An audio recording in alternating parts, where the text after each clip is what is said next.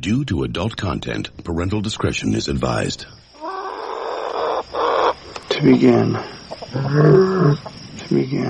Are you watching closely? How to start. Titus, I'm bored. What plaything can you offer me today? In Life Itself, a memoir, Roger Ebert begins. I was born inside the movie of my life. I was born a poor black child. The visuals were before me. I was born in it, molded by it. The audio surrounded me. The plot unfolded inevitably, but not necessarily. I don't remember how I got into the movie, but it continues to entertain me. At first, the frames flicker without connection.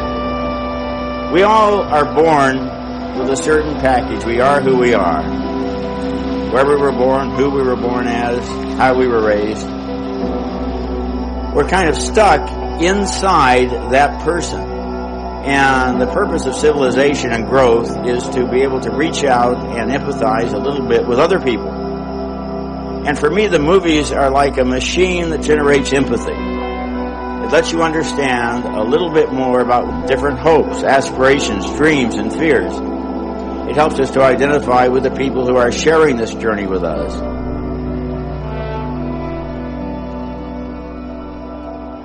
Here's the deal. Just give me the facts. Just the facts. Only the facts. Breathe. Focus. Keep it simple. No doubt. Okay. Welcome to Cock and Bull Minute, a Tristram Shandy story. A podcast in which, eventually, ostensibly, at some point, we will be talking about the 2005 film Tristram Shandy, a cock and bull story, 1 minute at a time. Good Lord, what is this story all about? Cock and a bull story. Here's your host, Sarah Black. We're here to talk about Group 6, Birdman versus Synecdoche, New York. I'm Robert, host of Life is a Playlist. And I'm Sarah, host of this podcast, Cock and Bull, also host of Annihilation Minute, The Room Minute, Mandy Sucks Minute, and some other things. And together we do Pump Up the Minute, running 3 days a week right now. Go with listen. I guess Birdman we'll start with. Full title, Birdman, or The Unexpected Virtue of Ignorance, which is, I forget the year now. Movie directed and written by Alejandro Inarritu. And it's 2014. 2014, thank you. You're welcome. He did have a co-writer, and now I forgot the name. It was something Italian. But we don't care about co-writers, do we?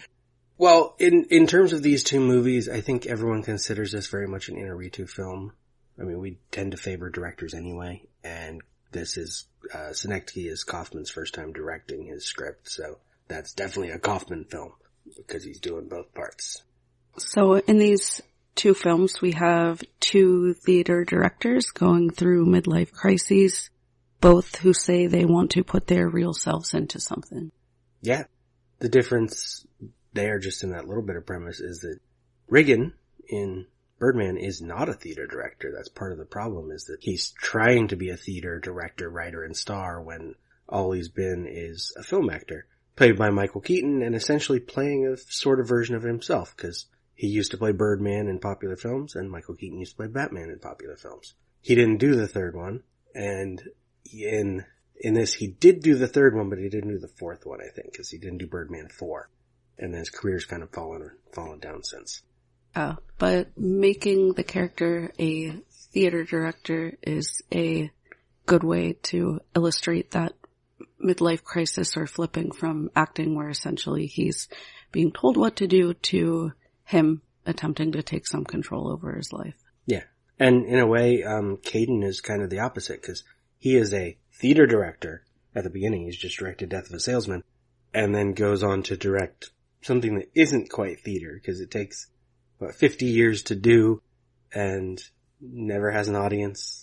Or is its own audience. It's not theater. It's something entirely different. It's life. Yeah.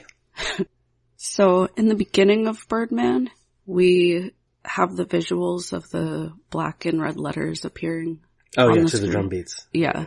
Which is a cool way to start the drum beats, but is also a similar concept, just visually as the drum beats. Just that appear, I don't know how to explain that exactly, but it just kind of like a keystroke or a drum beat. They have a similar type of They're all energy fleeting and temporary. Yeah. The term that just came to mind was a flash in the pan sort of thing, like that brief bit of fame where you almost were something and then you weren't. And Riggins sort of trying for that, and depends on how you interpret the ending. Failing spectacularly, or succeeding while possibly dying. Who knows? Well, we could guess. Yeah, and that would also connect well with Synecdoche. I think of all of my enthusiastic nodding does not record on audio. Yeah, I think of all your pairings. These two films fit thematically very well together. Yeah, there's a bunch of the pairings. Some people who listened to that episode where I made the 36 pairs or the 18 pairs. Some of them were just like, oh, I guess that has to go there. Like Punch Drunk Love and Halloween just kind of ended up together because there was nothing that matched either of them. And then this was one of the ones where it was like, yeah, those two go together. Yeah. Because, they're about, as you said, men in midlife crisis trying to create something and end up being also about the process of the creation of themselves. So the films, which Charlie Kaufman things tend to be a lot. I think we were just talking about that yesterday, that he tends to make films that take place mostly or entirely inside someone's head.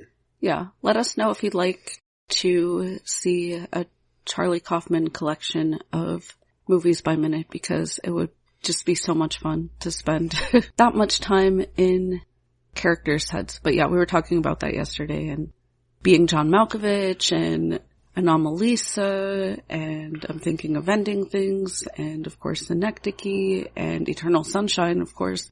They're all essentially a look inside. So my thought for Synecdoche, to being John Malkovich would be one Malkovich at a time. Mm-hmm. So every time we see a new Malkovich, it's a new episode. Yeah.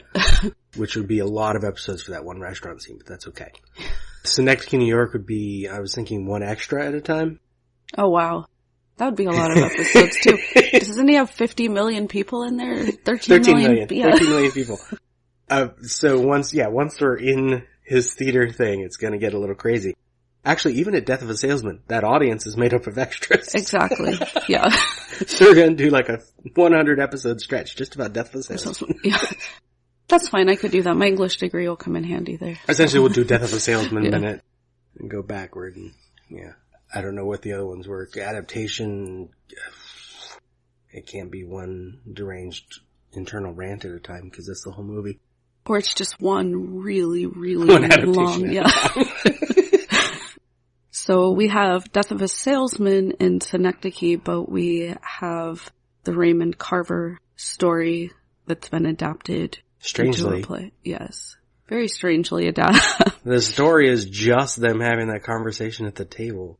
So before we get into Raymond Carver a little bit though, we should talk about how they go from the percussionistic letters appearing on the screen and drumbeat to him floating above the blanket. Yeah. It's contrasting.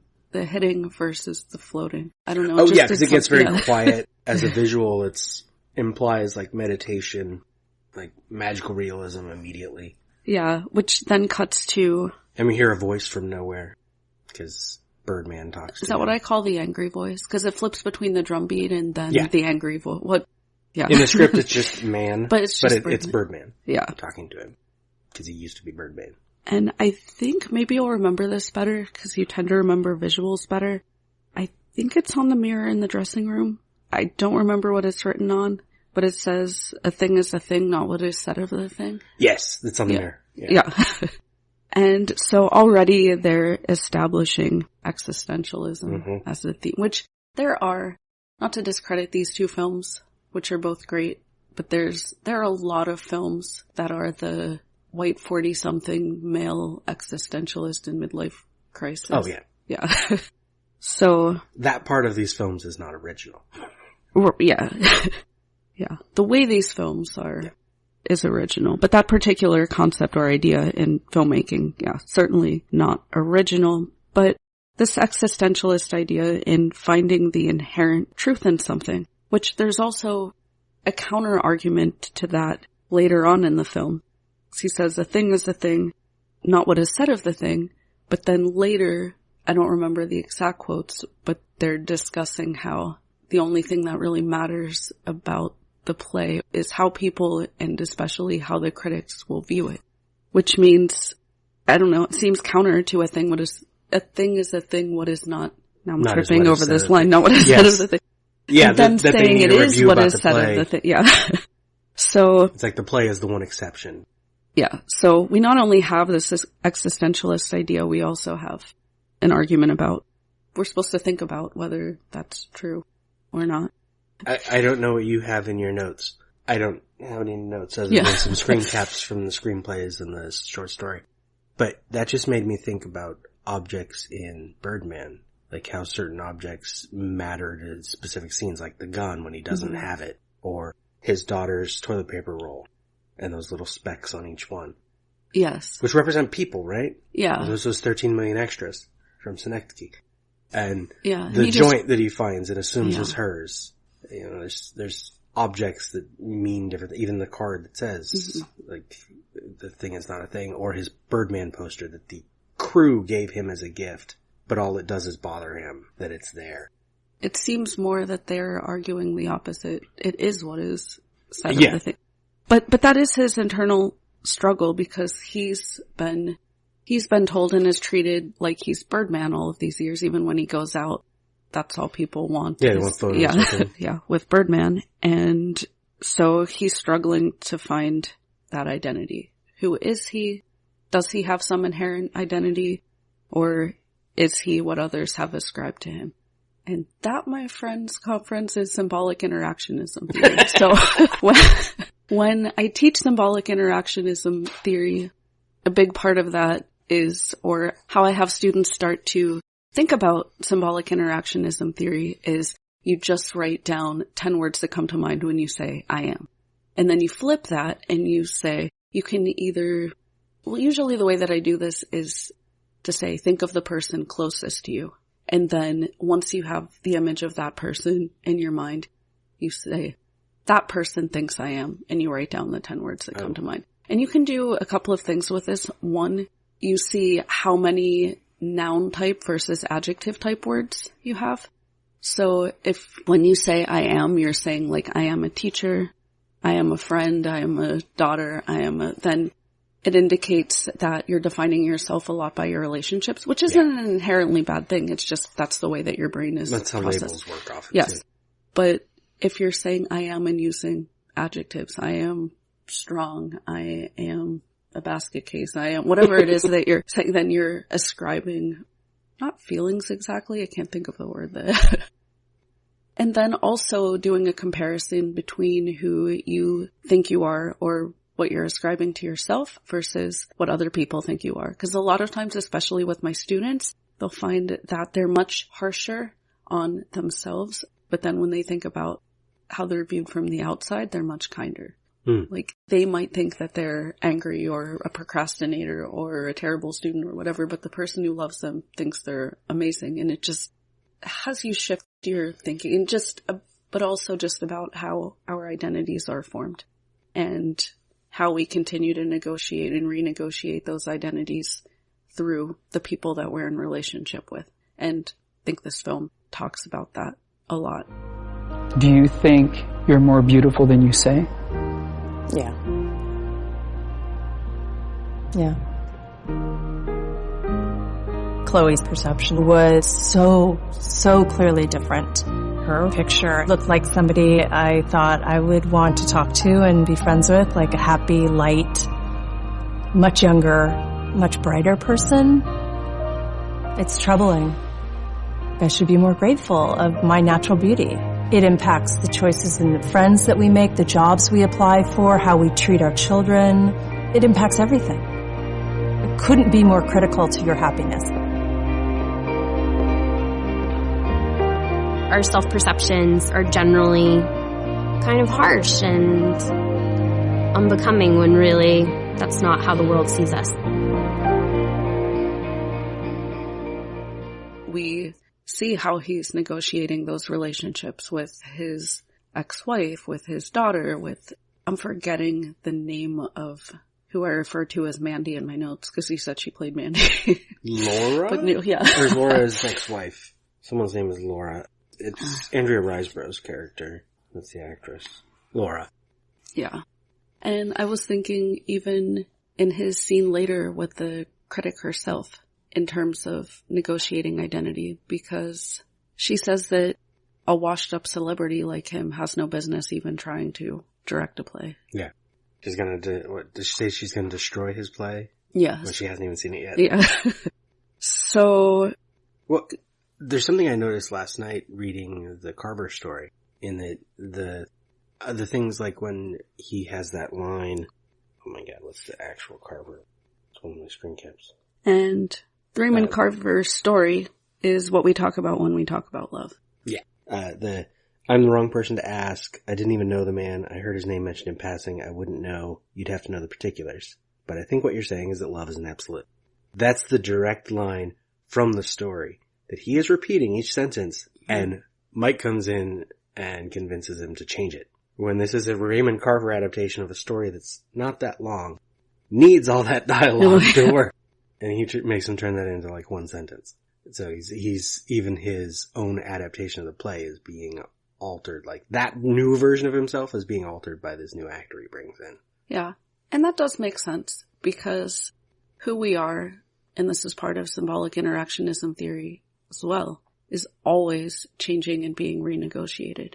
You can have a 30-year relationship and one conversation can change the entire trajectory of that relationship from there on out. So there really isn't any static identity, either within oneself or in one's relationship with others. I just realized that's kind of the movie. Yeah. Different versions of him not knowing himself, and then someone comes in and changes the line for him. Which is until the end when he starts drinking again and sort of takes control. Yeah. Drunkenly. He's just being pushed around by, even the director is this constant appearance of a continuous shot. So he always has to be somewhere at a specific time, and that drum beat is just beating and beating and beating. Yeah, which in the drum beat is not only beating and beating and beating, we see it, the drum beat growing in intensity. Mm-hmm. The speed of the drum beat changes with his... and we see the drummer his mood. More than once. Yeah. And that is also true. Outside forces are a huge part of directing even when we're trying to direct and control our own lives. Mm-hmm. Take with COVID. Because of COVID, neither one of us have been inside of a classroom for months and probably won't be until later next year, if who knows at all. Like, we don't know. And those outside forces shape our identities more than we even want to admit sometimes, because people want to feel like they have control over their own lives. Oh, definitely. So about this story, though, what we talk about when we talk about love, for those who might not know, because I didn't even know, I read some Raymond Carver as a college student, but we never read this story in particular. But it's a very dark story where they're discussing whether a woman, Terry's husband who abused her, loved her, and whether love constitutes, or whether abuse can constitute love. And also if people move on after love, and if love is only a memory because people move on, was it ever love in the first place? And at the end of the story, Mel, I think, is... No, that's one of the things in the story. Well, Mel is in the story. No, Mel is in the story. Yes, Mel. And Mel in the play, it's not Mel at the end. No. Yeah, in the play, it's not Mel at the end, but in the story, it's Mel at the end. And Mel dissociates and hears everyone's hearts beating very loud, which is another percussionistic, overtone here. And he says all the conversation just becomes human noise. I could hear my heart beating. I could hear everyone's heart. I could hear the human noise we sat there making. Not one of us moving, not even when the room went dark. And then that's the end of the story. It's very abrupt, too. Yes. Especially in the copy I had, it was literally turn the page to that sentence. I'm like, did it skip a page?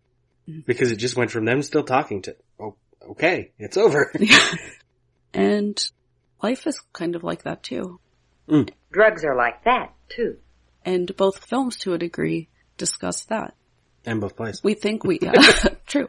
We think that we have all the time in the world. We know that we're mortal, but at the same time, we don't really live our day-to-day lives as if we are, because if we did, that would probably make those of us, especially who are prone to, I know craziness isn't a great ableist word, as somebody who is, maybe I can claim it, I don't know, but it's like crazy. Who suffer from mental health issues. As a person who if suffers. You need one word, it'd be handy to have one word for it, as but a no one uses person, it well. Suffers is kind of me. As a person who navigates and negotiates with my own mental health struggles every day, being that cognizant of our own morality every moment, because people say mortality. Wow, that was a Freudian slip. We won't go down that rabbit hole right now, but if we're confronted by our own mortality every single day, that would make it that much more difficult to function. So it's like this thing that's always there. We know that time is finite. We know that there will be an abrupt end, and all endings are abrupt. People talk about this when they talk about death, where people say, oh, well, they were sick for 20 years, or they were sick for, this extended length of time. So you had time to negotiate and process it. But all death, I would argue, is abrupt. Even if the person had been sick for a long time, even if you knew, or it was just old age and you knew that death is coming, it's still abrupt. Now when I edit this, I'm going to be trying to figure out what movie or TV show that line was where the person's like, yeah, he went very quickly, and they're like, he had cancer for 8 years. And like, yeah, but right at the end, it was very abrupt. Yes, that's true though. I think it's a sitcom, which is going to make it even harder to find. Oh man. It's a shame about Ed. Oh, it was. Yeah, it was really a shame. It goes so suddenly like that. He's dying for years. Sure, but the end was very, very sudden. He was in intensive care for 8 weeks. Yeah, but I mean the very end, when he actually died, that was extremely sudden. Now, we can get more into it next time, because we're coming up on the end of this episode. But I like where that's going, because like people are defining each other by the other characters, and the one who sort of doesn't, in Birdman at least, Mike, is an asshole the whole time. Because he just says and does whatever he wants and tells other people what to do. He defines other people around him. Even though he's, as he tells Regan's daughter, Sam, the only thing that's real for him is when he's playing character. So even for him, he's got that same sort of crisis going on. He's figured out how to navigate it in a horrible way. That's useful as neck. Anything else you need to get in under the wire for this first episode? No, I did want to talk about Mike for a bit, but we can save that for the next episode. Okay. So you want to tell the audience where they can hear more of you? Oh, well, we did this at the top of the broadcast. Yes. They can hear me at Annihilation Minute. Okay, so I'm actually the host of Life as a Playlist, my podcast where I tell life stories and provide social commentary on current events. 2 songs, 2 top 40 Billboard hits at a time. And you can follow me on all my social media pages. As you said at the beginning of this, I am the host of, well, actually you didn't list them all. I feel like trying. Let's see. Michael Myers Minute, Dave Made a Minute, The Room Minute, Mandy Sucks Minute. I'm forgetting one. 2 Minutes About Time, and then currently Cock and Bull and Annihilation Minute, and Pump Up the Volume. Pump Up the Minute, co-host. which we do together, and others in the future. You can see links to all of those things at lemmingdrops.com. Thank you for listening. This has been Cock and Bull Minute, a Tristram Shandy story. Follow us on Twitter and Instagram at cockbullminute. Find more content at lemmingdrops.com. Wait a minute, Doc. Are you telling me that you built a time machine? Out of a Mandalorian. Why would you create such an abomination? This is the weapon of the coward. It's a past stuff that dreams are made of. Cut. That's a wrap. It's over, Johnny. It's over! Nothing is over! Nothing! You still here? You just don't turn it off!